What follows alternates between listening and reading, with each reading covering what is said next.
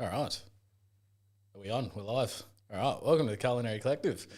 It's our first try live streaming off Harry's account because, I don't know, I don't feel like I'm up in that upper echelon yet. My account's been cucked. I got a couple of guests with me today. Well, just a pair of guests. I've got Marche. He's, I don't know, somewhere distantly related. He's also Burmese and brown like myself. And we've got Harry. He's Harry's actually quite special. More so than Marche, to be honest. Oh, 100%. Harry's actually brought in some gifts. He's brought in some sandwiches. He actually runs this place called Peggy's, and I really wanted to get him on because I've been following his craft, and I was like, man, this guy makes everything that's in the sandwich from scratch. And I think that needs to be appreciated and on the board. So I've been following him since he was doing, before the store was even open, he had his Instagram account and he was putting up like the progress on the artwork in his windows. And I was like, I was that guy just like outside the window fogging it up. I'm like, oh, I want that. I'm out the front with Windex after lunch. Fuck, right. I'll let you do a bit of an intro on yourself, man, and like give us a spiel and how you what took you on the journey of Peggy. Yeah, man. So chef by trade. Peggy's just a little family-run sandwich store down in Fremantle in Perth. Been open since August last year, so 2021. Yep. Kind of hit the ground running straight from the get-go, which was really nice to see that Perth kind of really was after something along those lines, which I didn't really know if it was going to be received the way it has been. But, yeah, all in all, it's been really good. It's just a really small, simple sandwiches, really only. Small, simple coffee, nothing over the top, basically. It's really easy to digest in terms of just like, you know what you're going to get when you get there. It's not a sandwich place that does pizzas on Thursdays and kebabs on Fridays and this and that and that and that. It's just like pretty black and white. Yeah. Like we've only got 9 sandwiches on the menu, a few brekkie style stuff and lunch stuff. But yeah, it's just kind of a fresh, kind of updated, modernist type of, I guess, sandwich place that, you know, seems to be a bit of a trend more so over east at the moment there. You we adopt the concept of like Katz's Deli, like small menu, 9 sandwiches, but you yell at everyone that comes in. It's just mate, if only that was you've kind of got to be one of those like institution things where it's like they don't fucking. You got to have a name for yourself before you start yelling at your clientele. Yeah. I just don't think the little like white corner store, sandwich store named after a 3-year-old girl can have like a chubby dad standing there telling people they're fuckheads. The Bob's Burgers approach. I wish, but no. But generally speaking, customers are pretty good in Australia, so you don't really have to be. You gotta love them. Yeah, well, it's also the good thing about having a kind of pared back, simple offering that's only in the daytime, that you don't have to deal with people spending a shitload of money and having that constant expectation of, you know, they should be getting this because of this place doing this. We're kind of in our own field. And there's not really a heap of comparisons as such. So yeah, absolutely. I have to actually give you mad props because we've got 2 other episodes that we've shot prior, but I've had some sort of a connection to the guests that we've had. So it's been really easy to liaise with them and get them on the show. However, reaching out to Harry was just a blind email, and he's got back and said, "Yeah, man, let's do it." And I was like, "Oh fuck, this is like really easy." I've got him in. Yeah. And like I was like, "Yeah, man." He was just super collaborative, and I was just like, "This is like all that I could have asked for in a guest." So, man, I appreciate that a lot. And there was no level of pretentiousness or anything. It was just super raw, down to earth, and I was like, "Man, I love this guy. Look after him." Once again, just don't be an asshole. It's really not that hard, you know. Yeah, that's absolutely right. I think I'll give you a little bit of voice time. You love the microphone? Oh, sure, yeah. Let you introduce yourself. Marche is actually a lawyer, so just you took my intro out of my mouth. Yourselves. Yeah, I'm a lawyer by trade. I guess we can say that. I'm not practicing anymore. Now I work in the music business and content creation business. So I'm a musician and run a studio, and we're expanding into a bigger kind of entertainment company, which is really exciting. Yep. So throwing all my legal knowledge into that at the moment.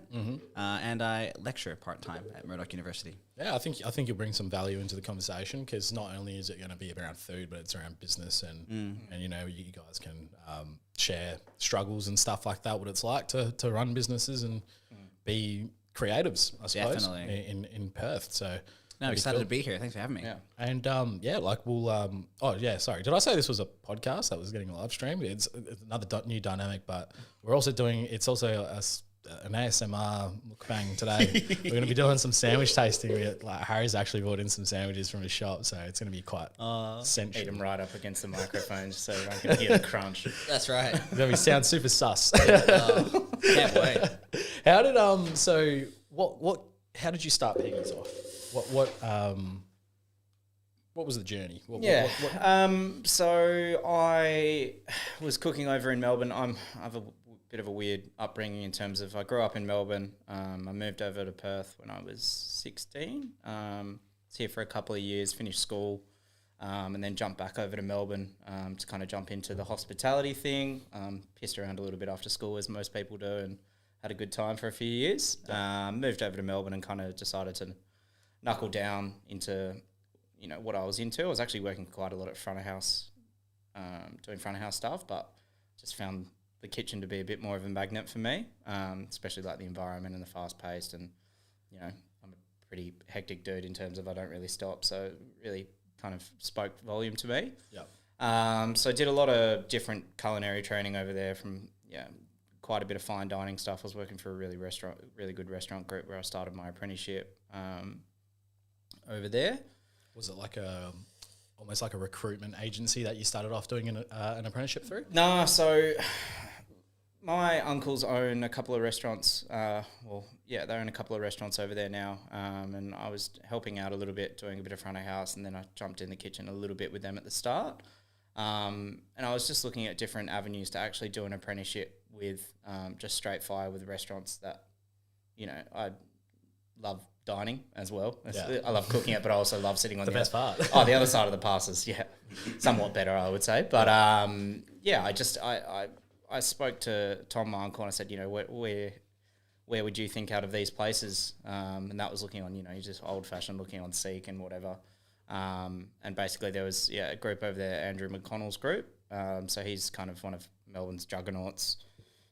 Definitely now he's very big now. Like Cumulus, Supernormal, some just really, really big restaurants. And he had a pub called the Builder's Arms, which also was a two-faced business. It had the pub, which was a really old, super old, Great Bones, that opened it up a year or two before I started there.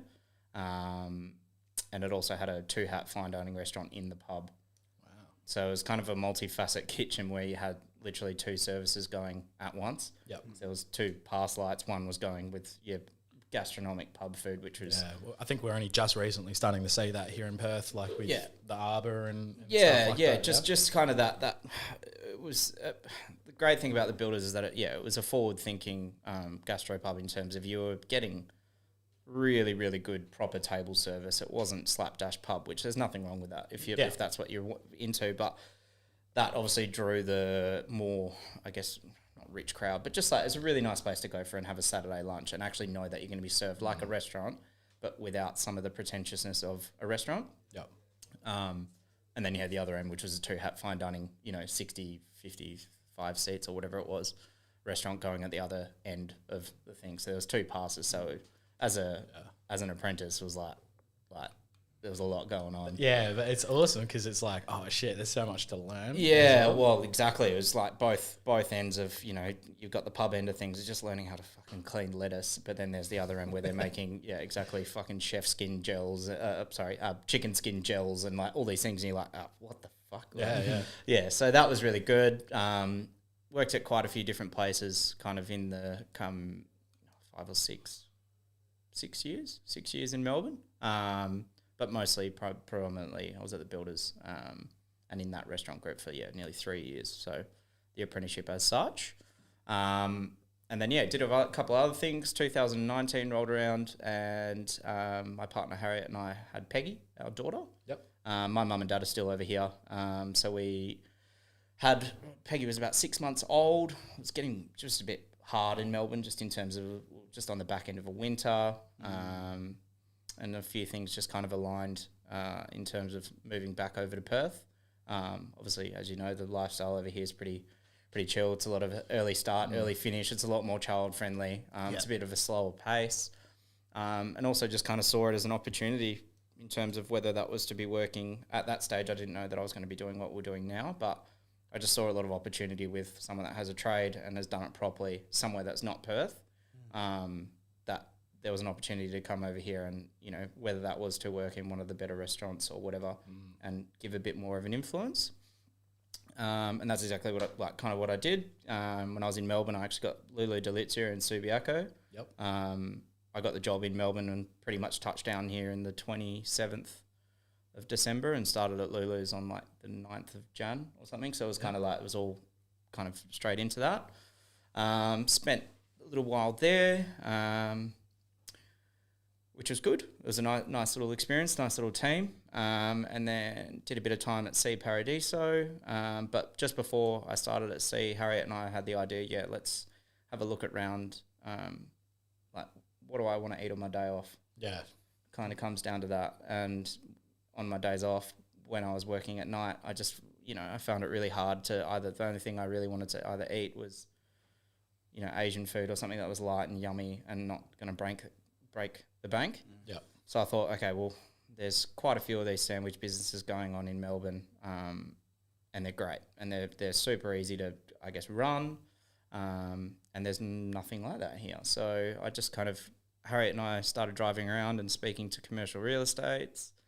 And then, we're on a beautiful little heritage corner in Fremantle. And, actually looked at the space that was like 3 doors up. And the guy that owned the building was actually his son as the real estate agent, which has its problems. But he just pretty much said, I've got this space on the corner, but it's not on real estate or anything like that. And we just, you know, it's one of those things, you walk around the corner and you're like, oh, fuck, that's pretty good. Is it because I've seen from photos and I haven't actually like just gotten off my ass and had a look on Google Maps or anything just yet, but is it from visualization or Freo, is it near the 7-Eleven? That's like kind of, yeah, hype. But a little bit towards the train station from there. Yeah. So you're walking from the train station towards the main strip, and it's like on the left-hand side. When you're walking towards the main strip, it's on the right. So there's the National Hotel's that massive That's thing. The one, yeah. It's about 50 metres back towards the train station on that side. So it's on the same block, building as such, but we're just on the other side of the corner. So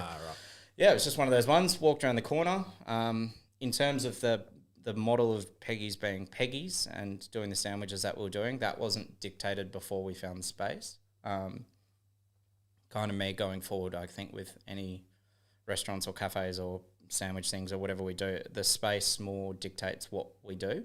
I don't just go, okay, I want this module to be here, and you like have to kind of meet halfway and find stuff. It's kind of like we'll walk into a space and be like, all right, well, this has got really high ceilings, beautiful old thing. It's like, am I going to do dark, dingy food in a place that's like surrounded by windows and it's really natural light and stuff? So I thought, okay, well, you know, Peggy's our daughter. So that had a bit of a ring to it, and I really like businesses, small businesses like this. Yeah. Even restaurants, you know, like a Roberta's or like all these things. It's like, it's a name, and it's the same as going to a bar if it's Johnny's or like whatever it is. Yeah. So that kind of dictated what we did, and it was always going to be just a small, simple. Goes hand in hand with the mum and pop kind of concept of the business. Well, that's it. Like it's kind of like some of the sandwiches when they're on the plate, you know, a lot of them they just look like a sandwich that I served Peggy in a way, like in a good way. Oh no way! Just like a really soft, fresh like salad sandwich. Like it's what I ate as a kid, and that was kind of. I looked at the space and our model, and I was like, well, all right, well, let's play off nostalgia of, you know, me living in Melbourne / here and all the little intricate things of, you know, whether it be a corner chicken shop or a milk bar or even down to like fast food chains. Like, how do you mold all of your upbringing into something that's accessible? So was the place already fitted out? No. So that was a big one. So is it because it's an old building, isn't it? Yeah. So you live and you learn with this stuff. So the rent at Peggy's is really, really good, just in terms of it's on the main strip. Yeah. You walk 400 metres up the road to a place that's been vacant for 6 years, but it was a restaurant and the rent's like literally 9 times as much. Wow. So I you know, with a bit of naivety, was like, yeah, I reckon we can do this pretty cheap, and we did. In terms of literally, it's floorboards and a ceiling when we walked in, and it had only ever been retail, so no gas, no basic, like just it essentially just had lights. Yeah. And it didn't even when we moved in. It was literally, there was no lights or anything. It was just as bare of a thing. Plus it was heritage. So obviously going through a lot of the process with the Heritage Council, we kind of figured out that you can build the way that it runs. You can build the structure off the floor. Right. Yeah. So if you were strong enough, you could literally push our whole bar away. Oh, wow. It'd weigh about probably weigh pretty close to about 3-4 ton, but it's not even bolted down to the floor. So going back and forth, as you can imagine, going back and forth with the council, that had its challenges. What was the timeline like between identifying, okay, this is the space, and then out and opening? I went back and forth. Basically, you want a rental relief period when you're doing something like that. So we said 6 months free rent, and we signed like a 12-year. It's like a 5 by 3 by 3, I think it was. And we just said we need 6 months. Little did I know, and the guys that designed the store with us, we didn't know that there was going to be a change of use thing, and like these are all like 90-day applications, this and that and that. So we had the plans kind of up and ready to go, like full 3D renders, choosing materials, kind of like, yeah, that'll look good. Wow. It's actually one of the owners of C, Paradiso, Kale, helped us do the fit out. And he pulled me aside in the bar one day and he went, just had a chat to the council, and there's these 2 application things that you're going to have to go through, and it's like minimum, essentially 3-4 months. So wow. Yeah, so that was a bit hairy. At the end of the day, I was still working, so it was fine, but it was just that more building anxiety of like, I just want to start. I just want to like go. You want to hit the ground running. Yeah, like we weren't building a multi-complex, thing that we had 40 tradies. I had one builder, his name is Murray, that like just basically put all the materials in the back of his Range Rover and just drove around. Like it was like really, really pared back, and it didn't need to be anything with all these applications and that. But obviously we had to go through the process. It was real like the block, like the vibes. It was like, 99 days to go until we start paying for nothing. Yeah. Do you know what I mean? Yeah. So we signed the lease, I think, on, what was it? I think it was like the 4th of February, and we opened on the 7th of August. So it was like 6 months and 4 days. Yeah. So I like went pretty hard. Yeah. Put some newspaper up on the walls, and maybe got some things moving a bit quicker than the permits were allowing us to. Obviously not doing anything super. At the end of the day, it's just built off a structure. So if they came in and be like, well, we're not actually doing. It's kind of countering between one department to another, to this to that, and it kind of sometimes getting them all into one room and being like, you're just arguing against him. I'm just the middleman here. Like either way, it's going to happen. Yeah. Well, I think you've got a really good existing structure now. Like, what was it like for you, like creating a menu and then finding out what things you were going to do? Like you said, when you go in, you don't know what you're going to do until you start looking at this place and start looking at, okay, this is going to work out here and stuff. But you're doing everything from scratch. You're making your own bread. You've got, fresh ingredients and things like that. You've got an area that you're doing your prep. And how did that all come into fruition for you in terms of like the planning stages of the menu, what you wanted to do? Bench space is key. Yeah. To a certain extent. Like we've only got it's nearly 70 square meters, so it's not a heap of space. It's not small, but it's not big. Harry, are you sorry, we also have another Harry, and he's the wizard behind all the cameras and stuff like that for us. Is it possible to get an Instagram shot of like Peggy's at all, and just like a scroll through, like a brief scroll through, just to like show how I don't think it's hard to explain what Peggy's is, like for me, because a lot of people, you say sandwich like joint, people think Subway, people think the New York deli kind of like example. In a way, it almost is like a New York deli. However, the end result is not. It is so like gourmet. Right. Like I was showing like Jake, that was on the first episode, and he was like, "Holy shit, man! I really want to like come on this episode and like have a look at have a chat to this guy? And I was like, yeah, sure, like you're more than welcome. He's stuck house sitting now, but yeah, like I think like it's got that real hard yakka root to it that you can see, but it's also got the end result is just really cool. I don't level know. of finesse. Yeah. Oh, nice one.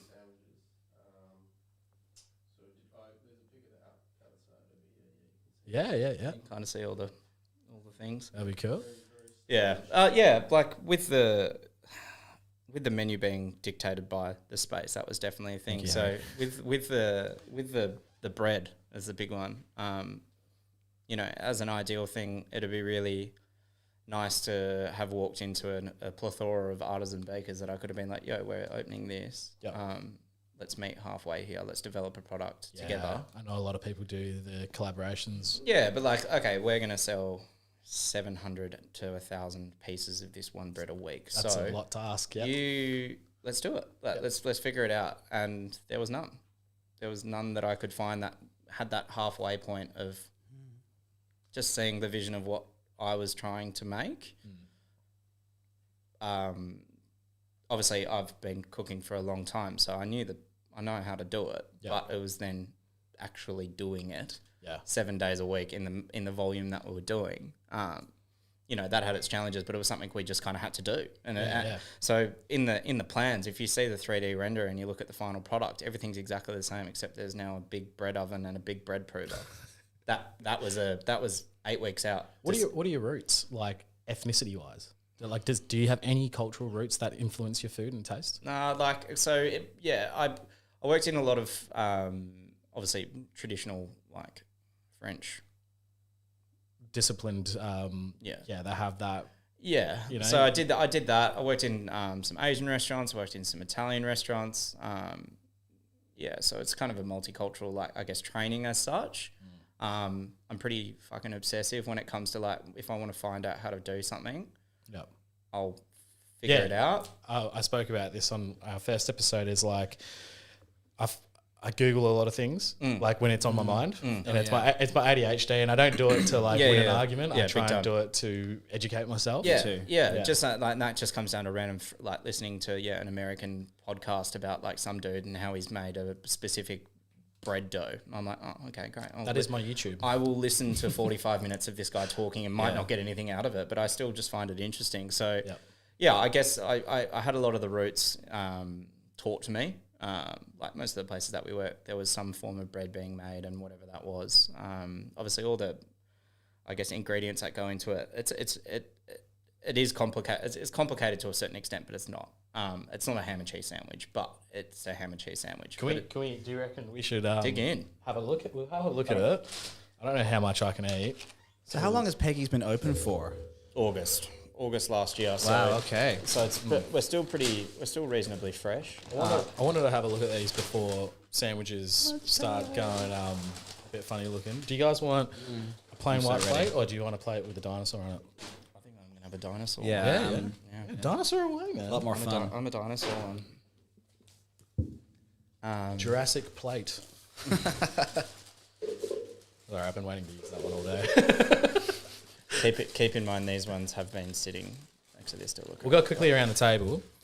They've been sitting in a container for nearly 2.5 hours. That's all right. That's okay. And some of them were hot to begin with, so they're definitely not that springiness that we're looking for. But what do you look for when you get offered a sandwich or are being told, or like, what are you going to expect from a sandwich place? What are name three things that you look for?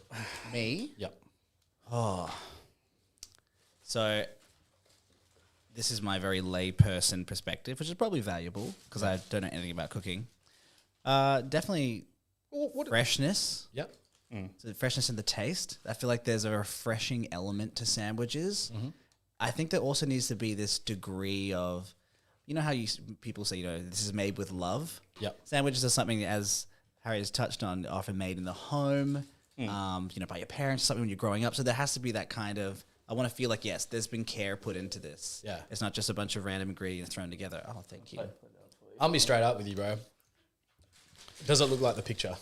That is Right. yeah, you know, that's like, well, you have to listen to the people. Do you know what I mean? And like, what do people complain about the most? Is like, why does my Hungry Jack's burger not look like the picture? Yeah. And like, this is what Peggy's has nailed for me. Like, this is what this is what I've been trying to emphasize is like, they've nailed it. Marche's actually bought you a contender, man. So we're gonna have to see if it's actually Anytime deli, 24 hours. Let's go. Anytime Deli is oh damn, this is actually a decent looking sandwich. What the fuck? I thought you were gonna go to like the crusty 7-Eleven, but no, it's a no contest, obviously. Like this ham, egg, lettuce, and tomato. I don't know why egg and lettuce has to be a combination. The ham's an interesting colour on that one. It's nice. Yeah, it's Nice grey. great grey hue. It's got a yeah. So what are we working with here? I believe this Schnitzel? comes from the regional area of Rockingham. Mate, this is Where the good stuff happens. This is Belmont, mate. Yeah. These are just some of our, I guess, the staples. These three have been on since we started. They're kind of our top selling ones in the lunchtime, that is. This is just a chicken. So this bread, just to start with, is like a sesame sub white. It is really crispy when it doesn't sit in a thing for quite a while. Yep. But baked fresh every day, so it's super soft. Super soft and just super easy to digest. It's not like really bready. I don't even know how to attack these right now. Yeah, I know. Like, Harry, you're gonna have to dig in before me. Yeah. Someone dig in. I'm actually not going to eat it. I'm not going to eat any of these, to be really honest with you. Oh, you have to, because I think like I'll eat some of that one. The contender. The contender. Yeah. I don't know. I don't know. Compare the pair. I'm not like, I want you to come back on the show. Got to go and have a little sit down after. I feel like I've watched a lot of like Italian mob boss movies, and it's like when someone's offering you food, the host has to eat it too. Otherwise, Yeah. It's like the poison is. Exactly. Next thing you know, like I'm like dead. Yeah. No, I think. Yeah. Do you get sick of eating your own food? Yeah, like yes and no.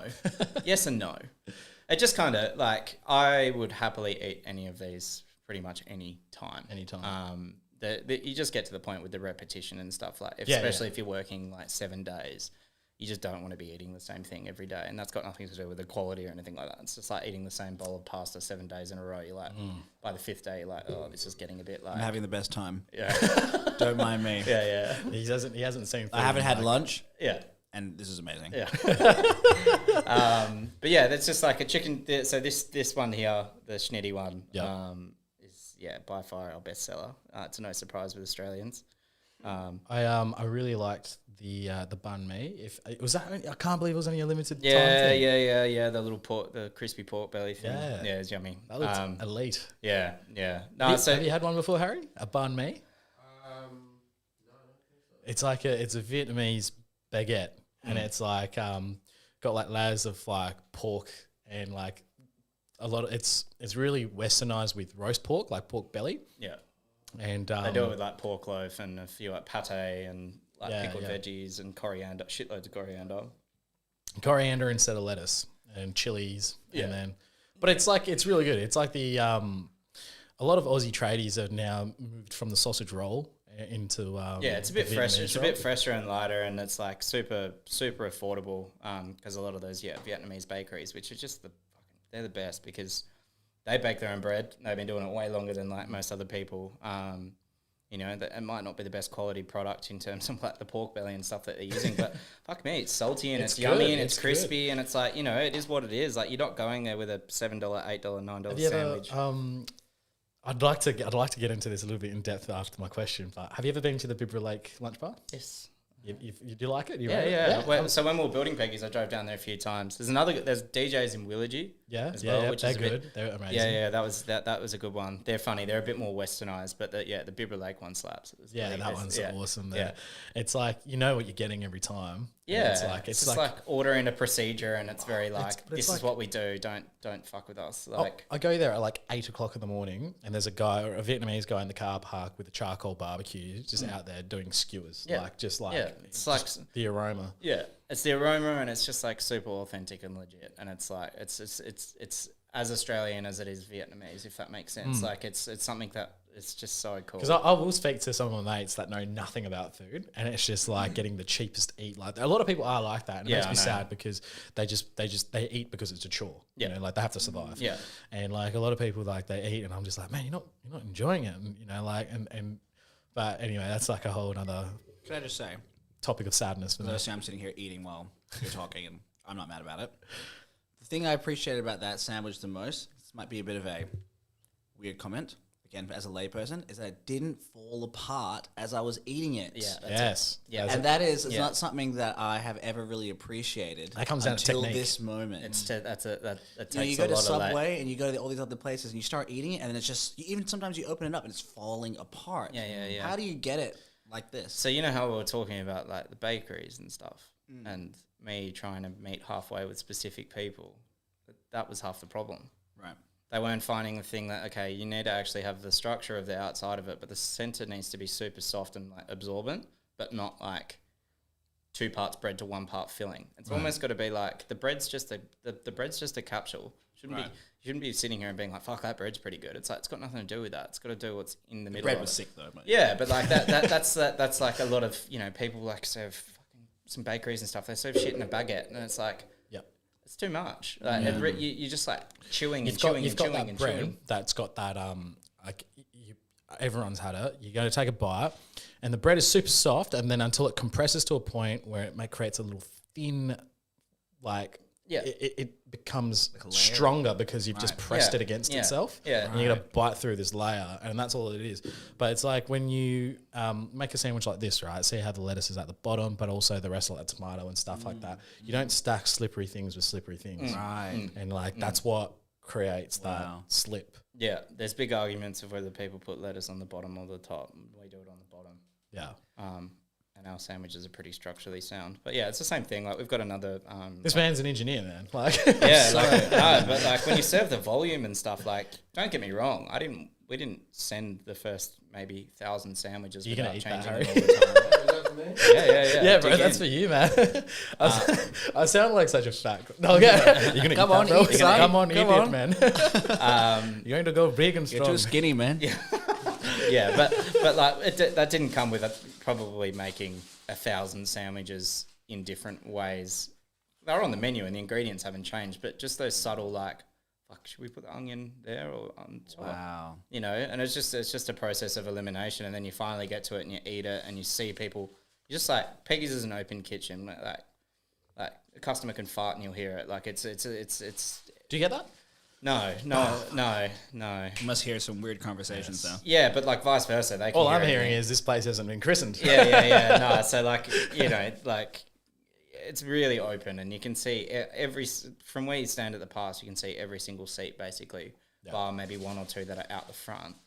But and that's including all the outside ones, because it's just a big wall of like heritage windows, floor to ceiling, so you can see everything. Is this a little bit more having Peggy's? Has it generated, and because of what you guys do just with sandwiches and stuff like that, of course you have your lunch rush, but is this a breath of fresh air for you, or more room to breathe rather than operating like working in a full-scale restaurant service? Yeah, well, that was kind of half the thing where it was like, okay, well, you know, I've got another kid as well coming in like congrats, man. 2 months. You're going to have to open another one. Yeah, but that was half the thing, you know. It's like... Washing line. Yeah. Oh, like, Washies. Literally, I was like, that was a big thing of... What do you call the kid in terms of like a restaurant or something like that? But yeah, like I guess the work-life balance of this is pretty sweet. It's a chef's dream, because we don't start at like 5 o'clock in the morning. It's like you're finishing in 2-3 o'clock. It's like out of the lifestyle is out of control. Yeah. Like I was getting home. I worked for the last restaurant I worked in before I called it a day with being a chef was Chop House. Not sure if you've ever heard of that. And they were a part of the Keystone Group, so they owned Jamie's Italian and stuff before they were like notoriously like known for going through some financial issues. Yeah. But yeah, it was like a great steakhouse, like rivaled Rockpool and stuff like that, and it was amazing. So I was working there, but I was getting home really late, and I wasn't driving, and I was catching the train. And you get home, and it's like people think that you make like hell good food, and you're fat because you eat all the food in the restaurant, but you're fat because you get home and order Domino's. Correct. And you're just stuck and Uber Eats wasn't around then either. Yeah, so just get in such an unhealthy cycle. Yeah, and it's shocking, man. Yeah, because the concoction of 3 or 4 knockoffs and late night feeds. Yeah, it's the culture of you have a drink when you finish service, but if you're fucking working 5-6 nights a week, realize how frowned upon it is to see a chef eating, you don't eat in the kitchen. So you're not allowed to be seen chewing or. If you're standing up eating a fucking sandwich, you get grilled. You get grilled. You wouldn't even and that kind of defeats the purpose because staff meals aren't a thing. 90% of the time. And when you do get a staff meal and stuff like that, you're squatting, sitting on a milk crate in an alleyway. Yeah. And you're behind the counter, out of sight, just eating, because it's not a good look for people to be chewing while they're serving up your food and stuff like that. It is, but it does make sense. It does make sense. So how do you manage your staff in that open kitchen? If you got to tell them pull their head in, and there's a bunch, and it's full of customers. I'm not serving one hat fine dining food. At the end of the day, it's pretty black and white in terms of what's in front of you. You just treat it as it comes, because it's not like we don't have a 20-meter line docket for the whole time. It's you have times, and it's just manage your time properly. Right. Yeah. But as I said, the lifestyle balance of what you get from Peggy's as a chef or as a front of house person is really good, because you're finishing mid-afternoon. You're not even starting. Start at 6 o'clock's the earliest, and a 6 o'clock start's not hard. You know, it's not a 5:30, 4:45 start, which a lot of breakfast chefs do. You would have had to do that a lot in your early years training in Melbourne. Oh yeah, no. We'd start 9 a.m. and finish at midnight. What was it that kept you going? Obviously, Peggy's is great. Now you got this balance, but up until this point, what kept you going? Just love food. Yeah, and a really functional kitchen. The camaraderie and stuff's pretty. You can't recreate it, and people in offices and stuff don't understand. Yeah, because it's even if you don't really like sometimes who you're working with, you're still doing it together, and it's a grind. And sometimes you've got to just pair up with one person, and it's your job to make a restaurant section run 50% of a menu run. Yeah, 6 days a week. Wow, and that's it's you too. So it's fulfilling. Well, it's fulfilling, and you've got to work with each other. There's no just I'll call in sick, I'll work from home. It's you got to fucking work, and you got to do it, and you got to get it done. I feel when I work in an office, you could probably relate as well. It's when we work in an office, what everyone does, in their personal life, because you run out of shit to talk about in the office, and you start talking about personal lives. So you already know this person outside of work. But when I was a chef, I was finding out. I had no idea what my workmates were doing outside of work, because when you come to work as a chef, it is work. And then you get out after hours. And I was learning that this guy that I worked with was a professional breakdancer. And I was dude, what the fuck? I thought I've been standing next to you for 3 months. And he's doing these Red Bull breakdancing comps and stuff. And I'm just dude, what the fuck? I didn't know any of this shit. Yeah. I know how you feel. Yeah. But I can relate to that camaraderie sentiment in music, because it's like being in a band. Sometimes you have a really bad gig, people aren't vibing, people don't turn up, or you're not getting paid very much. But you have to be there, and you have to be on time, and you have to be in key, and you have to do it together. And there's a real sense of satisfaction in that community playing together. A kitchen is very much like that during service. When one person starts to go wrong, the service will decline, and it's all about morale as well. It'll just your head chef's yelling at you. It is sometimes you'll pick it up and you just fix your fuck up, but some people just sometimes it just goes downhill so badly. Wow. And you don't ever recover from that. That is your entire night fucked. Fascinating. All wheels fall off the machine. So the goal is to not let that happen. Yes. And Peggy's is set up in a way that never happens. Just in terms of, I'm not making people make French omelettes and put them in a piece of bread. It's fucking black and white. It's yes, there is a pretty big chefy quality to kind of what we do in terms of some of the sauces and the bread and et cetera, that we do. And it's not just something you could just send a text message hey, just go in and knock out some of these things. But it is black and white in terms of we've got that day-to-day set, because we're open 7 days. Wow. It's a 7-day structure that it's mechanism, and it just goes and goes and goes and goes and goes and doesn't stop. Yeah. There's a bit of a plot twist. My first job was at Subway. There you go. Trader.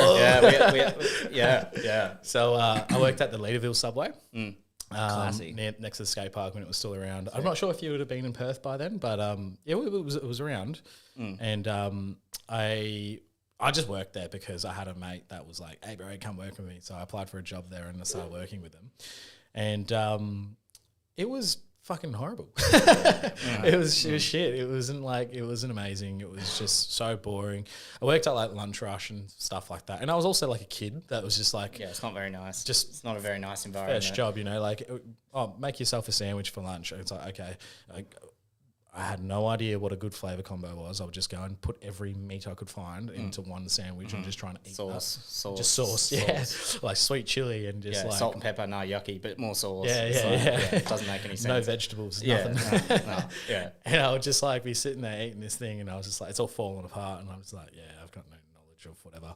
And like I would really like struggle because in high school I did work experience, and I knew I wanted to work with food. And I was doing well in work experience, worked at Crown as well then. And I knew that's where I wanted to do my apprenticeship. But I veered off and worked for Subway. And it was weird, man. There was a weird dynamic. Like my manager, he was just like this overseas Asian student guy that was like fairly rich, smoked a shit ton of Marlboro Reds. I barely worked with him. And then the assistant manager looked like he was going to take over Subway. Like he was all about Subway. Like he was like, you guys should try the mayo. It's Subway's own mayo. We have our own ingredients, and it was all about Subway. It was like very. Someone said that to me. But what do you mean it's not your own fucking mayo? Where's it from? Mayo's just fucking. You're a corporation. Eggs and fat, man. What the fuck? But he was all about Subway, and I could see that he was going to take over. He was going to overthrow the Marlboro Red smoke and. That's good though, manager. I love that. I love seeing that. I love that shit. Like, but then I was like, where the fuck do I fit in? Yeah. There was no room for me on this train, So I just I stopped working there, and it was it was a hard job for me, even though it was Subway and all the lettuce was pre-packaged and pre-cut, and it was weird, that just it's the environment, baffles me though, like that and how much people eat it. It's the number one franchise in the world. Yeah, I didn't realize. It's more than McDonald's. Number one food franchise. Number one food franchise in the world is Subway. I'm not sure what it is, if it is now, but no, it definitely is. Definitely is. Yeah, I looked because I was having this conversation recently with someone, and we looked. Yeah. So like, I'm talking within 3 months, unless McDonald's has just had some big hiatus where they've just gone, we're gonna win, but like, is that because I wonder because they promote the health? No, no, it's got nothing to do with it. It's how easy it is to erect the business because you don't need gas or anything like that. It's all electricity. So they can just open up in a shipping container if they wanted to. And they also don't need space. Yeah. Yeah. No. Yeah. Like a McDonald's. There's no drive-through. There's nothing. No. Like you've seen some Subways in like little airport windows. It's like you can still get the same product as the ones that are massive. Yeah. But it's confined. So I think, I don't know, it's a little quiet achiever, I think. Well, it's probably not quiet achiever. It's probably not the best way to think. They're crashing and burning now. Yeah, well, just like as you think of like, you look at that as the structure of a business compared to like a McDonald's, and you go, into the CBD of Melbourne, and there's 9 McDonald's in the thing. Well, but then you also realise, there actually probably is the same amount of Subways. You just don't realise them because they're not as grand. And But I think it's the objective, because I think those guys would have had the objective of becoming a big corporate scale food industry, like, a food brand. Because if you want to become that, then you do have to make that sacrifice on quality and become, a mass producing ingredients and things like that. Because like a good example is like when Macca's is the largest, right? So they, in terms of like the fast food burgers and the cheeseburgers and stuff like that. So Macca's copped a lot of flack when there were a lot of health problems going around. And actually Macca's were being blamed for, the cow industry, right? The beef industry was being blamed for a lot of heart disease problems and high cholesterol. And this was like in the 80s, I think, the 70s, late 70s to 80s. And they were blaming it for heart disease. And at the time, cigarettes were a big thing too. So big tobacco and Macca's kind of shook hands, and they blamed it on the cow industry. And Macca's were like, okay, we need a chicken product. So that came the birth of the Chicken McNuggets. It was supposed to be a healthier alternative. And they started rebranding chicken products and things like that. And Big Tobacco kind of were like, it's not us. So like all those things like were happening, like these big health campaigns and stuff. And Macca's copped a lot of shit for it, even recently, because you've seen that when Burger King, they're like, they fly under the radar. They're like healthy second. So Macca's were copping all the abuse and all the heat. And they were like making healthier options and things like that. And Burger King went in the spotlight. So they were like, yeah, let's fucking add patties to our stuff. You know, let's get unhealthier. And they did that. And then when they made that burger with like 4 patties, do you remember that? Like those like big tower burgers where you could do, and then someone was like, okay, you're going too far. Like, yeah, that's gross. Don't pare it back. You're creating a monster now. And then that's when they kind of toned it down a little bit too. But like, it's so interesting seeing these businesses capitalize on each other in their situations. Yeah, I'm quite interested between the nexus of business and the art of food creation. There's not much in terms of that higher end. So I imagine you must have a lot to balance, because you said you're still in the kitchen, right? You're still cooking. Yeah. But, you also have to run a functioning commercial entity. Yeah. That's the thing with, I guess, the small business side of stuff. The kitchen's good. Like, I've got my head chef, Drew, is a really talented chef as well. And is extremely reliable in terms of he knows what. Just like leave him and then he'll just. Yeah, to a certain extent. Like, it's I've stood next to him enough for him to realize the little ins and outs of, okay, why do we do that, or what's the reason for that? And that's outside of just being the chef of a chef. Yep. That's just the little bits and bobs for it being Peggy's, down to wrapping, doing to all those little things. But yeah, I guess it is a pretty big thing to juggle between doing that as well as, we're not at that corporate point where I don't have like an accountant that I sit down with once a week. I don't have all these things. I've got report systems that I've done myself that give me the indication. But to be honest, like it is a lot of work, but everything's really streamlined these days. So it's not like running a small cafe in the 90s where everything's like written pen and paper. And it's, payments through Square. Great app. Automated, then goes to Xero, which is the accounting system, which then goes to the bank account, which then you just do a payment file to this. And it's like, it sounds very simple, but it's not like what it used to be in terms of paying each person everything. It's data files and it's there to that. And then I've set up reporting systems that I know, okay, great. Well, I sold 630 schnitzels last week and that was 11% down from the week before. Why? Oh, because we did this special and we were doing this. And it's like, you got to find. I still speak to some people today, and then it's like, when like you speak to your mates and then stuff, and like, oh, you getting paid cash in hand or you're on the books? Like, that's such a solid like question. Very, like, are you on the books? I'm like, what books, man? What fucking books are you talking about? There's no very WA. Is he getting paid on the books for that? Yeah. I'm just slipping someone 50s. Yeah, no. You can't. Yeah, just. Well, for my workload with it, like, no, I can't be bothered doing all of that. That really, really hectic thing, and that's probably to my detriment because I know that like a lot of people still do the cheeky little bits and bobs, and when it comes to the ATO and everything like that, I'm their guy. Like I do everything like pretty properly just because it's all automated now. I'm pretty clean, but I know a guy down the road who isn't. Yeah. Do you know what I mean? No, it's all so automated now. For me to then backtrack and be like, okay, well, fuck, how am I going to do this with that? It's like... You create problems for yourself doing exactly, that. And it's adverse to scalability. Correct. Because you kind of back yourself into a little corner of income streams where if you're going to grow, you need to start pointing those cars in different directions. Yeah, and if the roads aren't built, you can't go anywhere. I don't want to be doing that. So, it's a never-ending argument with shit like that. It's just it's so much easier to just do the stuff right. So you guys are a company, or are you a partnership, or a company? Yeah, cool. Yeah. So sole trader or proprietary? Proprietary. Yeah, nice. Yeah. So in terms of the scalability of Peggy's, who knows where we can go? It's one of those ones that's now built a good reputation that I know that if we found the right space. Yeah. In your North Perth, Leaderville thing. Yeah. I'm pretty confident in the fact. Confident in the fact that I know that the expansion would be pretty seamless in terms of people know what to do and that you've actually built the staples in terms of, kind of what you're eating here, and people people are driving from fucking Joondalup, from Rockingham, from Mandurah. Like we had a woman come in. We will do that last Wednesday, and like we were shut because we were doing some renos. We got a new upgraded our coffee machine, a few bits and bobs, and she like came in and she was like panting, and I was like, "You alright?" She was like, "Are you guys not open?" And I was like, "No, this was like lunchtime." And I was like, "No, like it says on Google, like we posted about it. Like, there's only so much I can do. Of course, like we're open 7 days. I can't just do it on our day off. It's like, yeah." She was like, "We've just caught the train up from Mandurah to come." And I was like, "Oh fuck."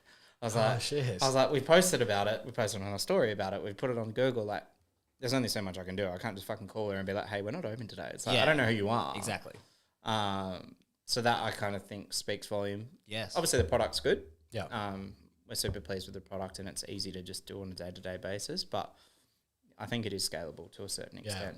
Did you have any moral like beliefs and principles that you like wanted to bring in? So like I think for me, like I was, when I was working as a chef, I got treated like shit, you know, like, and there's things like that you go like, I want to be the boss that's super, you know, like chilled out and cool, but like, you know, like don't fuck me around. Nah, so it's funny you say that. So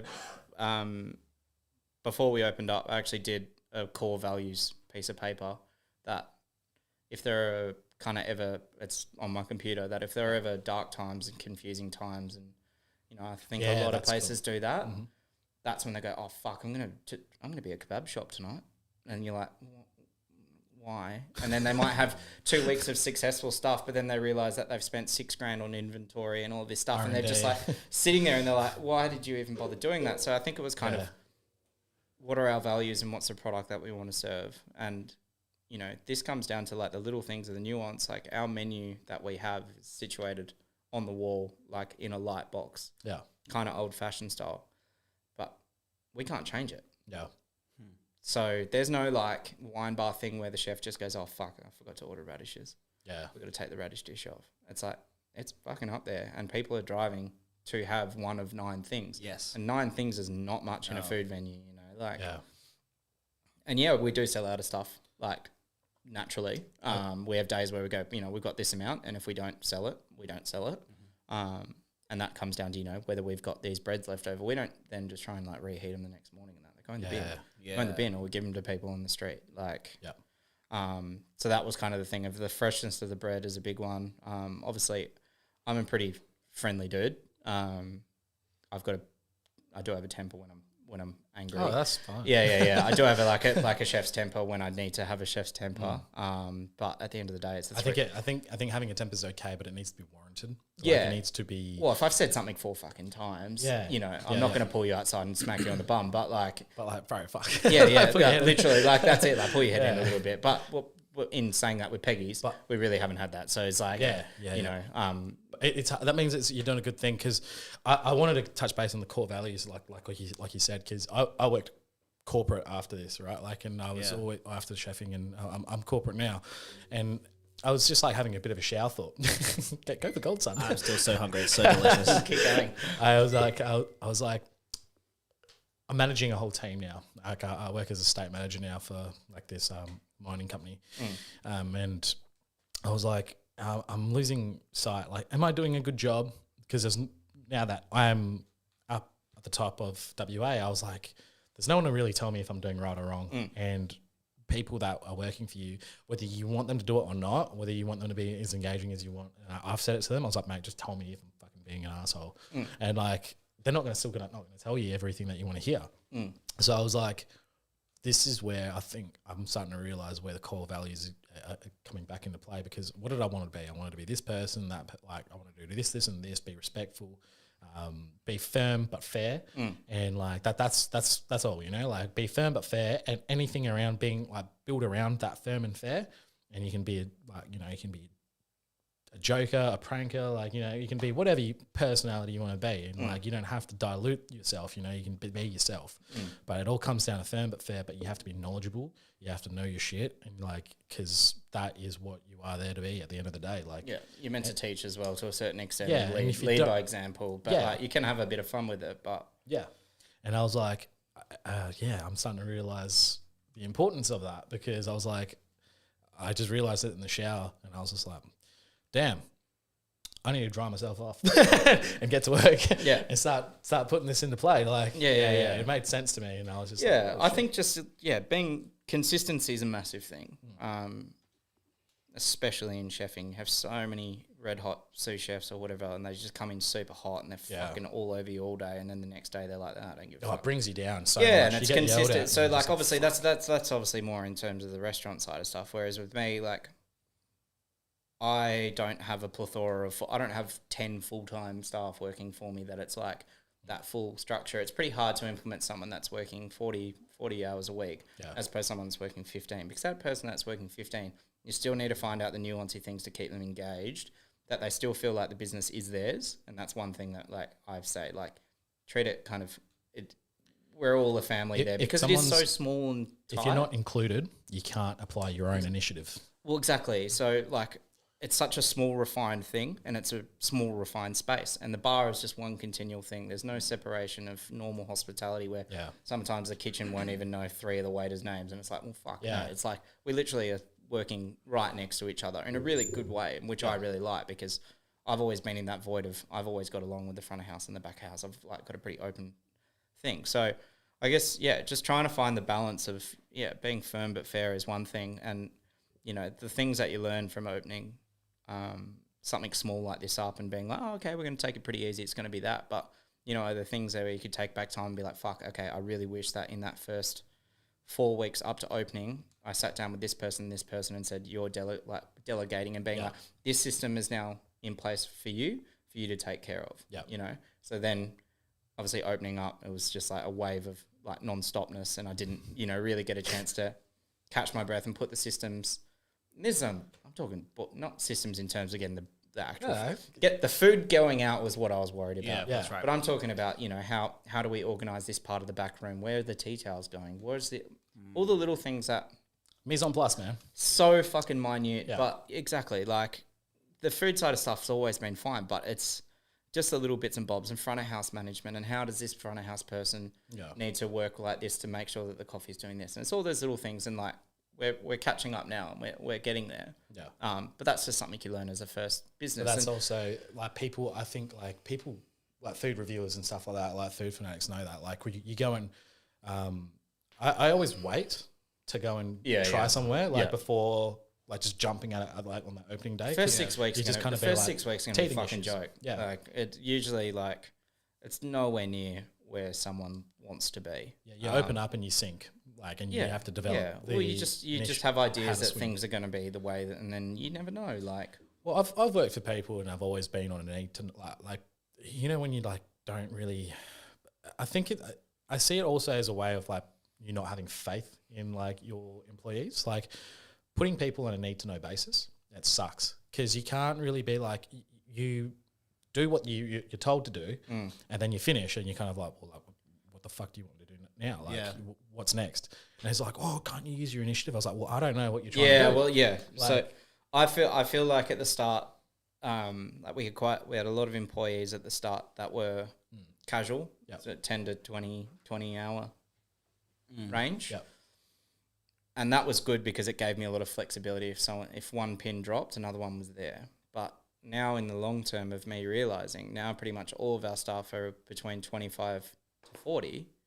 That's such a big difference because they take more ownership as well, and they know where something is, and they know what this is, and they know who this person is. And, that's only something that I've developed over nearly a year that, like people, the more they work, so get the people in. What I'm saying is I've got the people in that actually do want to be their part to full time. Bar like one or two that are casuals, but they've always been there, and they know what to expect, and I don't expect anything more than what it is. Whereas at the start, trying to balance like 15 employees, but like 8 of them are, only like 10 hours, 15 hours, 17 hours. 1 week it might be 25 and they're like, oh, I'm a bit tired this week. And it's like, fuck. It's like, you know what I mean? It's like we're all a bit rooted and stuff like that. But I'm going to look this up. Because I think I may have the name of your next child. Charlie. It's a girl. That's a girl. It's a girl. Oh, you already know that. If that's ruined. It's called Jimmy's or something. I'm not calling my chicken. Fuck, I can't call it that. Wasn't it? Hoisty. Hills Hoist. Because you've got Peggy. I don't know, man. something like that. Yeah. Well, that's the thing. Like talking about, I guess, expansion and stuff with Peggy's. That's also another thing in terms of. I clearly don't work in branding. Me neither. I could only come up with my daughter's name, so that's as far as I got. Man, that's classic, man. Yeah, A lot of, you do it well, so. Yeah, exactly. It's like, well, do we just expand and keep doing this module of what Perth is enjoying at the moment, or do I exactly revert back to what we're talking about with like the chef hours? Do I miss it? Really? Yeah. Yeah, the grind. Oh, really? Yeah. Ooh. Yeah. Ah, good Lord. Yeah. Good heavens. I miss the structure. I miss the structure of like a quartet.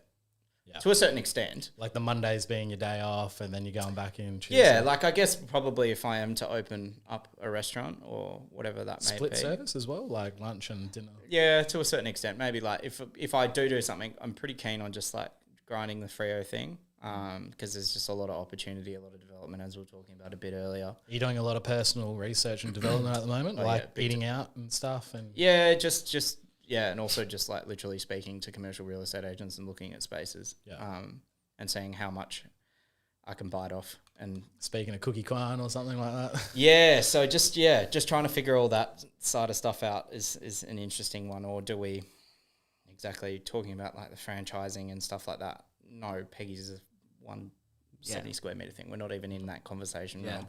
But would it imagine like buying the franchise and then having like open up your store, like your segment of it, and it's just like, oh, well, where does the name Peggy's come from?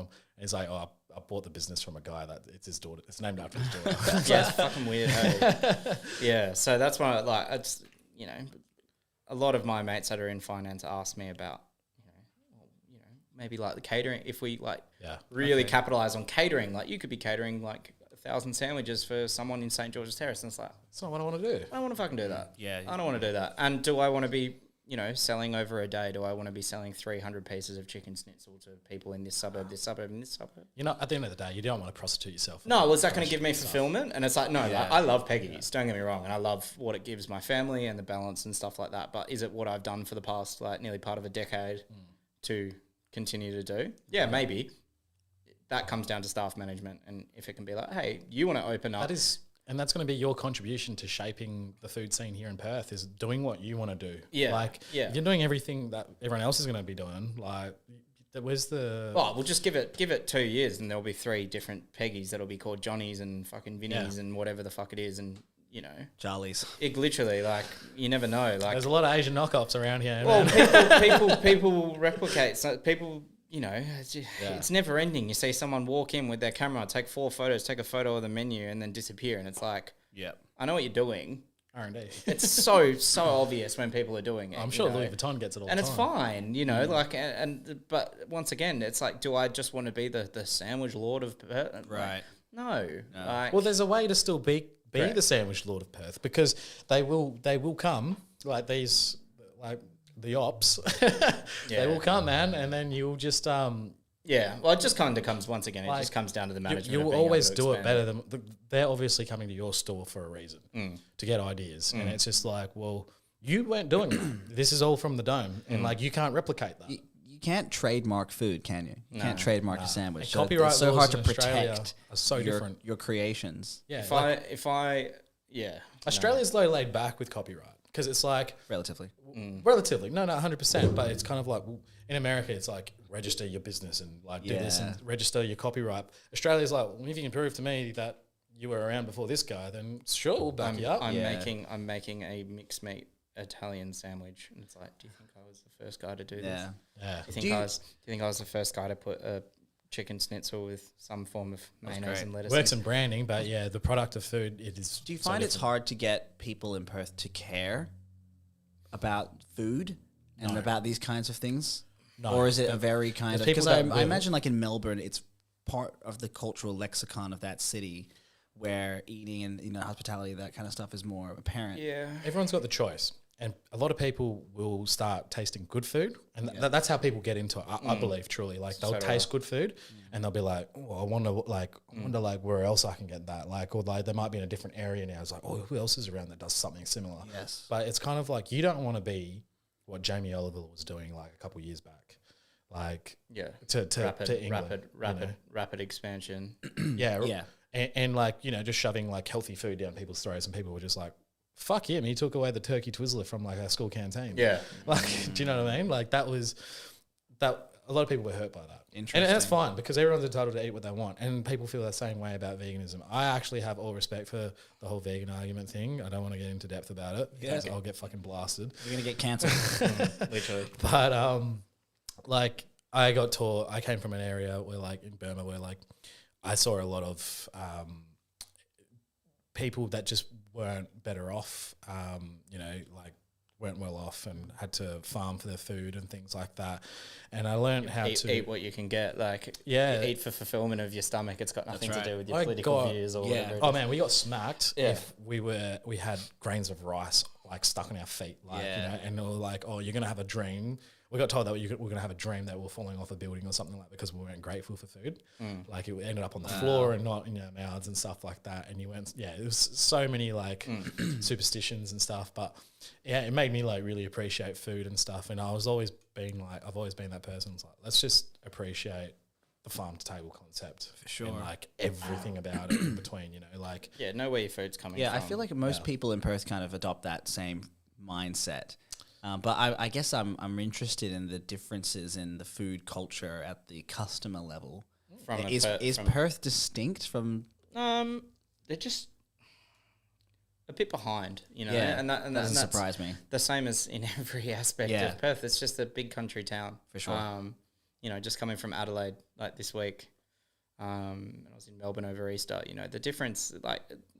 There's nothing different about the actual people and their core values and stuff like that. It's just behind, and there's not as much available. Yeah. So there's not. You're exactly right. We're drip fed. We're drip fed. Yeah, exactly. That's why I asked that question about do you sometimes struggle to get people to care? Because I notice that a lot sometimes in Perth. Where you'll say like, hey, I'm doing this new thing, and people are like, oh, okay, cool, mate, yeah, whatever. Yeah. But you go somewhere else, and they take it a lot more seriously, and it's a lot more. That's why you see businesses that come over here with a cool concept, but they struggle to adapt because they assume they're just going to be busy from the get go. That's right, and it's and so many people, so many restaurants and wine bars and people like that. They just assume like I'm from Sydney, I can fucking just. You're not the Messiah, you know. Like so you don't come back from the promised land. So that's like even in like now, if I'm thinking of a restaurant and stuff like that, it's got nothing to do with me. It's got to do with Fremantle, and Hamilton Hill, and that's what I did with this. It was like I could have served some really hectic. I could have done like a beef tongue sandwich because I'm like, that's fucking sick and it's delicious.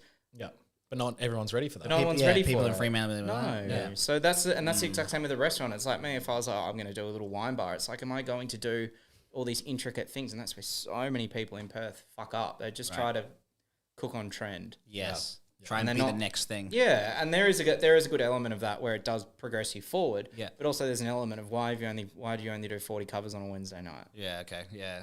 That's what I love about what you're doing here is that, you know, it's a sandwich, which is a relatively simple dish, but done to such a level of perfection that it just hits home, right? People aren't confused. There isn't this barrier to entry where you feel like you need to know all these terms and concepts and be a foodie, quote unquote. Yeah. You just go there and have a delicious meal. Well, it's just nostalgic. Well, you probably get that with music. Like you probably make a banger in the studio and you're like, people are going to love this, but maybe like it doesn't take off now, but in 5 years it might, you know?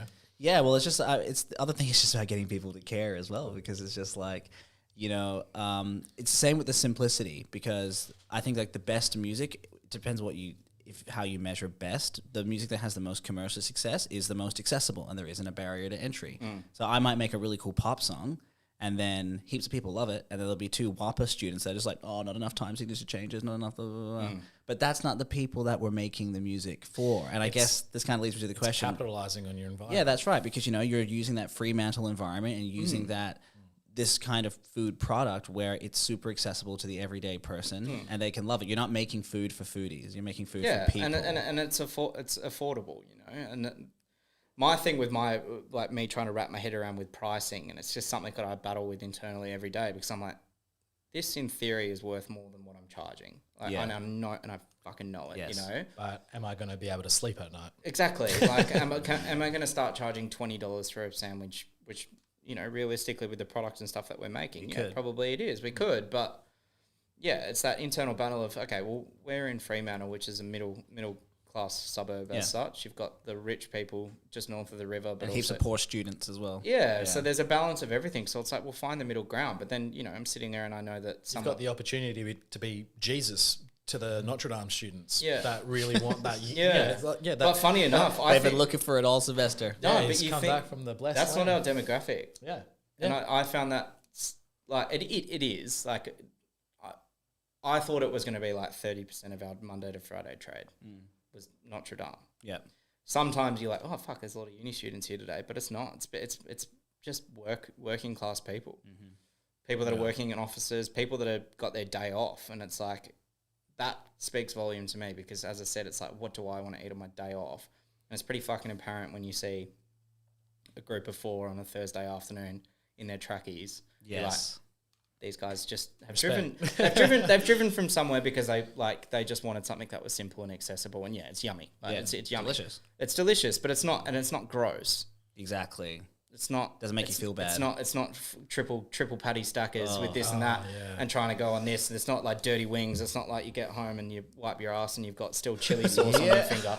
It's not. Do you know what I mean? It's not like that. It's meant to be like, we've got an egg salad sandwich and it's like, it's just a Australian salad sandwich, and people try to diverse and like get reviews and stuff being like, that's not like a Japanese egg mayo sandwich from a convenience store. I'm like, it's not meant to be. Yeah. Like, check the guy who made the sandwich real quick.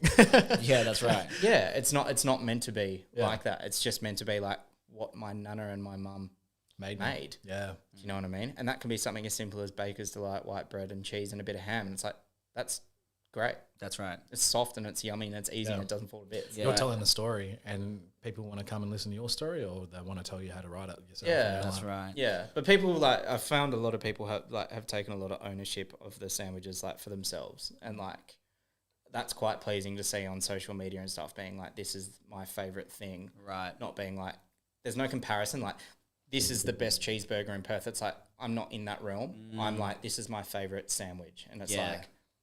That's it. Like That's it. Like, where do I go for a sandwich? It's a matter of opinion, and like, I'm not.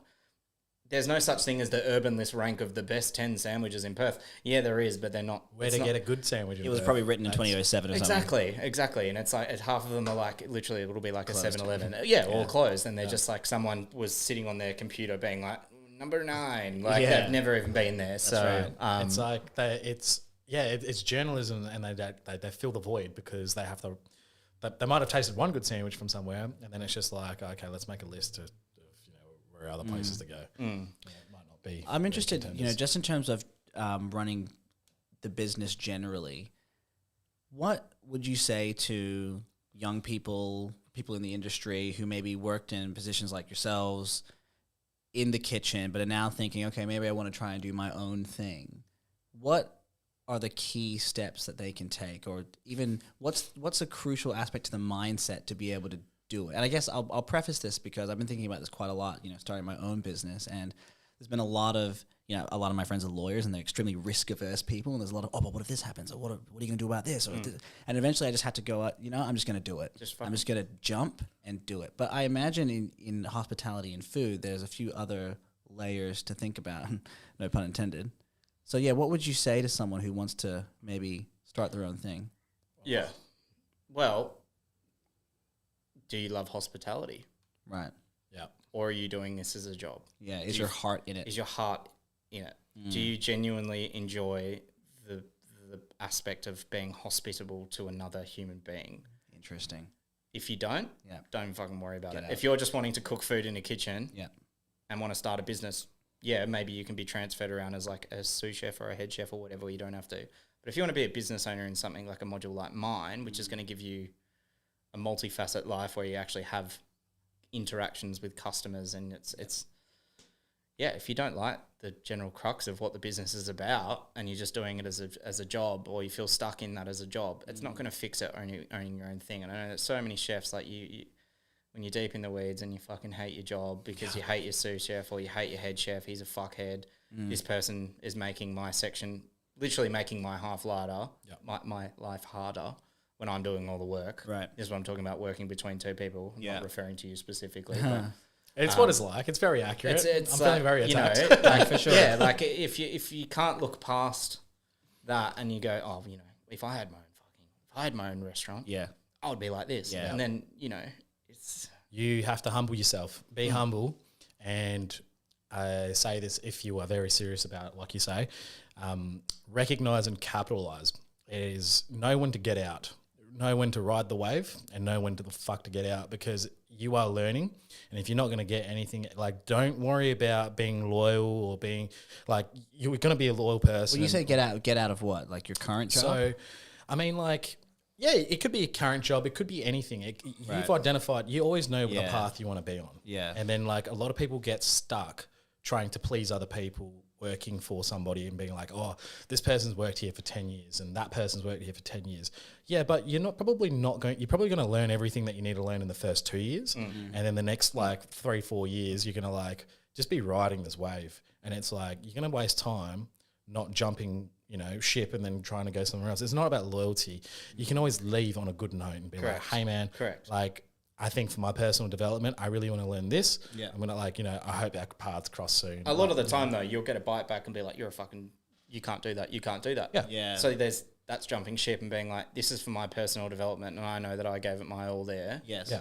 And that person's just a fuckhead because exactly he's been working there for 7 years and can't understand why I would want to do anything else. Yes. Yeah. I get that a lot with law, because it's a profession where, well, a lot goes into it to begin with. So you kind of pay you're like, you do for sure. But it's also very comfortable. There's a set structure, and I've had a lot of friends who want to go and do their own thing, or they're like, oh, you know, maybe a legal practice isn't for me. I want to go do project management or something else. But then the job comes along and says, oh, okay, we'll sweeten the pot a little bit. Yeah. And then there's that degree of loyalty where they feel like, okay, well, I have a relationship with these people. I'm afraid having to go out there and make my own things happen, truly. Yeah. And I really like what you said about how your heart has to be in it. And I think it's a bit of an interesting quirk of Australian culture where we just kind of, oh, she'll be right, just suck it up and do it. But are you really listening to yourself, and what do you really want to do? Where are your passions lying, and why not pursue them? And I can imagine, you know, with food, like you said, that's why I asked you that question, you know, what kept you going all those hard years? Because you love the food. Yeah. It's just interesting, and you're never going to know, you can never be the best.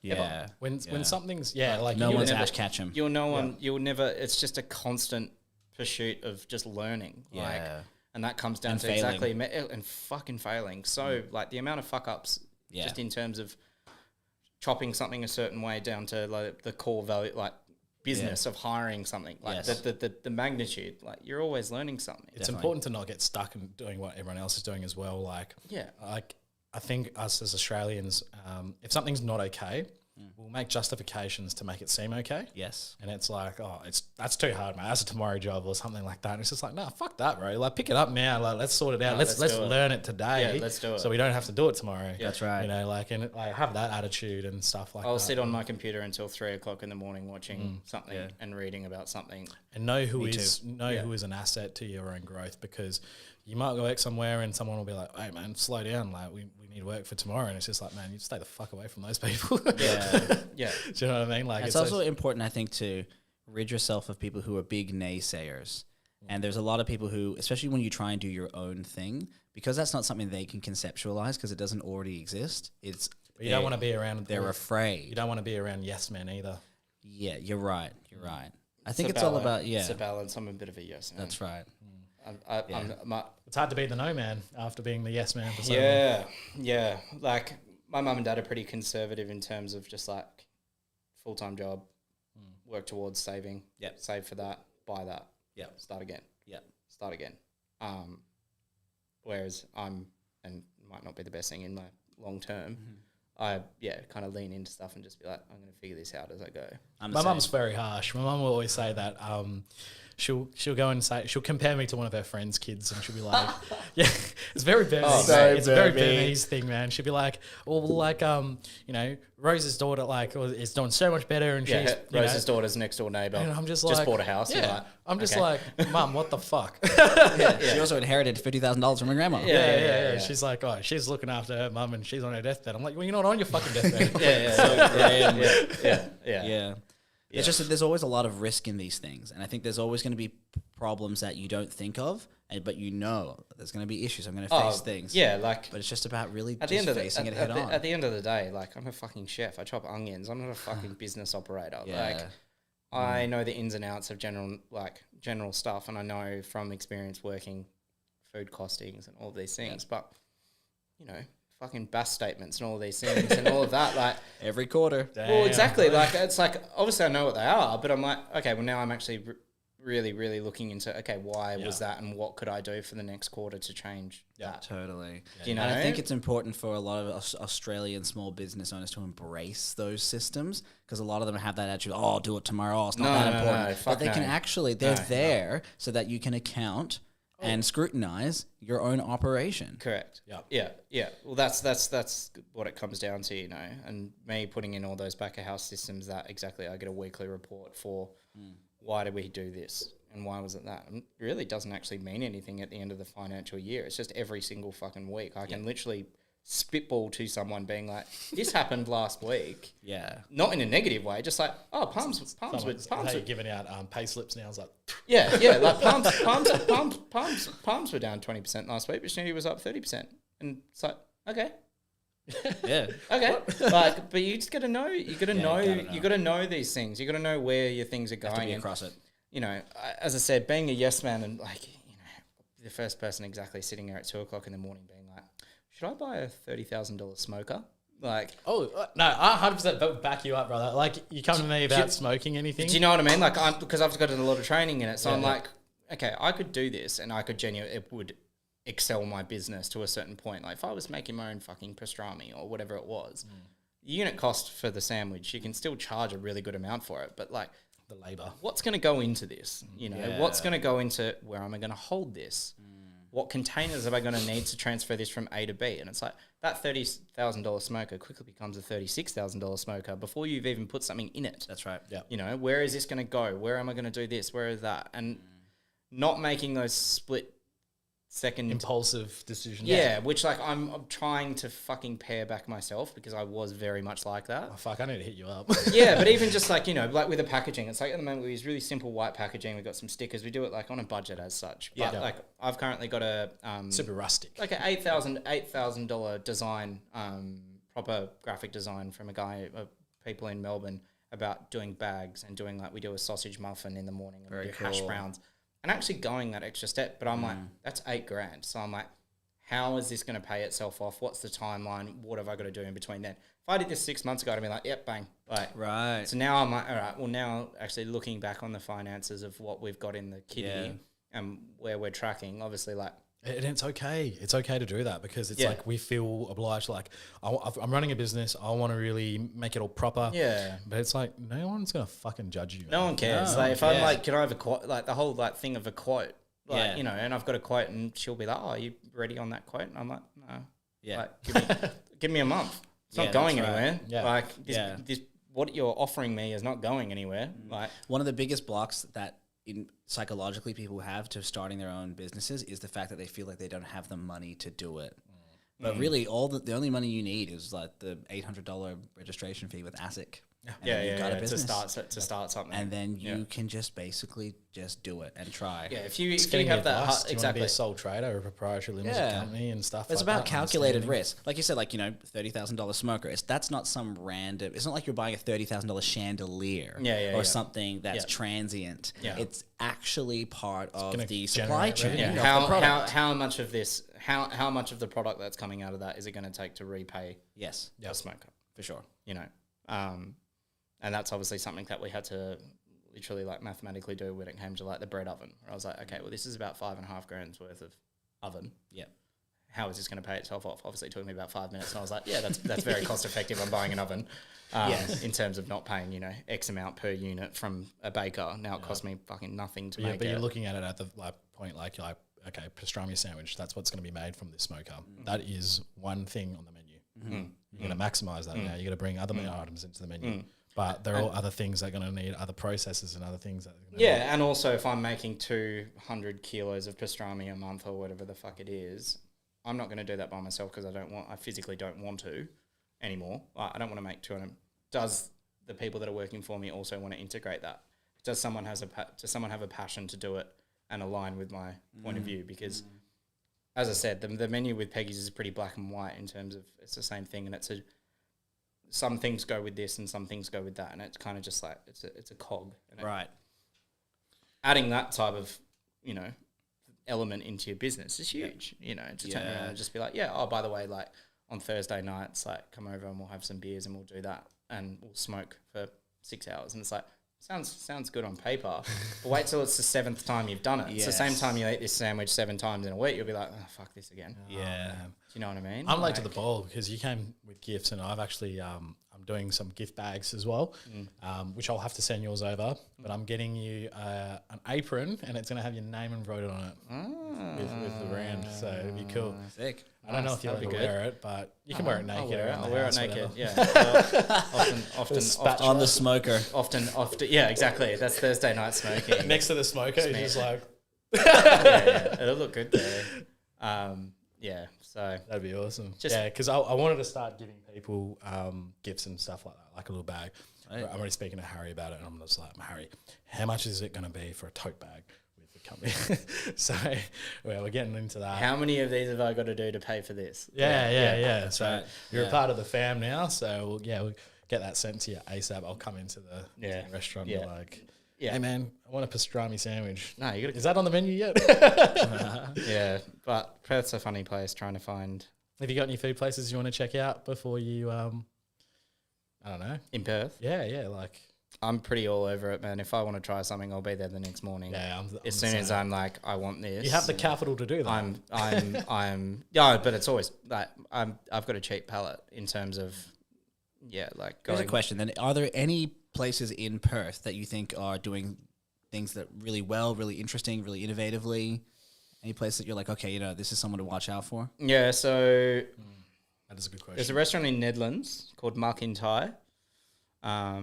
It's meant to be like a university takeaway Thai thing. It's in just like an. I think I've been there. It's near UWA, right? Mm-hmm. Yeah, it's great. Yes, it's fucking affordable. Yeah, it's cheap. Dave and his wife's from Thailand. It's better than any other proper authentic Thai food that I've had, and you're paying $14 for a one-hit meal in terms of something that'll have a bowl of rice with an actual delicious, proper cooked pork belly, pad krapow, stir fry, whatever the fuck it is. It's not just a green chicken curry. It's it's something that it's like authentic. That tastes like fucking sardine. That's a bit fishy. I'm just always kind of on the chase for eating something that's raw. Something that's raw, and it's just a little bit left of field. Like it's all good and well, exactly going to a wine bar and paying $28 for a little shitty. I shouldn't say shitty, but just like a cool little like burrata dish with this and that and that. Yeah. It's like I'm like it's delicious, but like I get way more fulfillment out of going and seeing a market stall or something like that and being supporting the roots. Don't get me wrong. All my mates and stuff are all still in the roots of the restaurant, so I can't turn around and be like, oh yeah, food's like I get way more of a kick out of going as a solo diner on like a Thursday afternoon and driving down to Bibra Lake and getting something. You decide where your money wants to go, and some days you might feel like it wants to go to a restaurant, and one day you might want to go. Yeah, I'm fucking hopeless though. Like I spend my life in restaurants in terms of literally eating now. Like I'm hopeless. Like I go by myself all the time. I haven't added anything to my list of things to cook. I haven't cooked anything. Like done a big food project in the last year. Yeah. That pig you did was really good. I was there. The whole pig. Yeah, that was great. I did a whole pig. And I did a whole hog, and amazing. I did smoked beef shorties, and it just cut through like pastrami. Beef what? Like short ribs. Oh, okay. Beef shorties. How did you cook the pig? It was just on a spit. Fuck. Yeah. Did the whole thing. It took really long. Like a suckling one. Yeah, like a whole suckling. Came out crispy as. Did beef short ribs in a smoker, and then I did when the short ribs came out and they had to rest, I just chucked I separated the flats and the drums of like heaps of wings. I did like 15 kilos in the smoker. Just you two for dinner, or nah? I fed 40 people in my backyard. Yeah, right. yeah. So it was that kind of like cook up. Yeah, but that's awesome. Yeah. Like, is Peggy on Uber Eats? No. So how disruptive has that service been to the food industry? I just got to wrap it up after in a second. Oh, you have 30 seconds to answer me. Hot take. Uber Eats is destroying take out food, literally. Like, they take 30% of your profit. You heard it here first. They take 30%. So you make $100. They make $100. They take 30. Like, what's the point? Wow. What's the point? Yeah. Plus then all of your costs. Yeah. So waste of fucking time. Yeah. Yes, there are some other services that are starting to come in that are a bit better. But it's not. Once again, we're just a small little store in the corner. We don't need like someone rolling in with a suitcase on his back for 2 of these. You know, like just fucking come and get it. Yeah. Like Totally. you know, we don't have. It'd be sick opening a business that did have all the avenues of people coming in and out and swanning in and out, but it's not. That's not the way we roll. So Awesome. yeah, Awesome. yeah. All right. Well, Sweet. Thanks to you guys for coming in. Man, thanks for Anytime. coming. Pleasure to meet you. Hey, like, Anytime. thanks for all the sandwiches. Thanks for all the I had the chats, best time. banter. Oh, lunch and talking shit. Yeah, it's good. That's my game. Yeah. On that note, talking shit is over. Thanks for having me, guys. And that's a wrap.